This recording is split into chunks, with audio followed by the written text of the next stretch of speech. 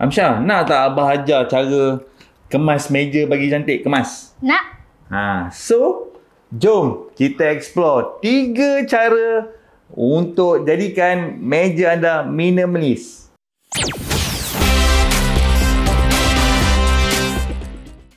Hey geng, tengok meja anda sekarang bersepah macam pasar malam tak? Okey, kertas sini, cawan lama kat situ. Lepas tu, cari pun dah macam terkarun. Saya pun samalah, tak terkecuali kan. Kadang-kadang tengah sibuk ni. Tapi hari ni, saya nak share 3 langkah senang je untuk menjadi minimalis produktif.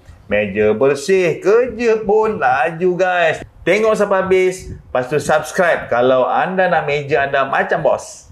Hei, selamat datang ke Momotium, Inspirasi Kehidupan dan juga makanan. Like, subscribe dan bell jika anda masih belum. Saya Mike daripada Fantografi. Jadi, macam mana nak ubah meja chaos jadi meja yang power? Saya dah test 3 langkah ni.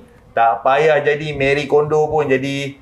Tapi, kerja saya jadi smooth gila. Tak sampai 15 minit settle. Okay, ready? Jom kita mula. Okay, langkah yang pertama, kosongkan meja anda selama 5 minit. Okay, ambil semua benda atas meja, campak dalam kotak dulu. Okay, saya buat ni 5 minit je guys. Okay, kertas, cawan, kabel, semua masuk kotak. Okay, meja anda kosong, otak pun lega kan. Okay, anda cubalah set timer 5 minit esok, kosongkan meja. Tengok, rasa lapang tak kepala kita ni? Langkah kedua, pilih 3 benda je guys. Okay, lepas kosong saya tanya apa yang saya betul-betul guna. Okay, contohnya laptop, pen, notepad. Jadi itu je saya letak balik atas meja yang kosong tadi. Okay, benda lain simpan dalam laci ataupun buang saja.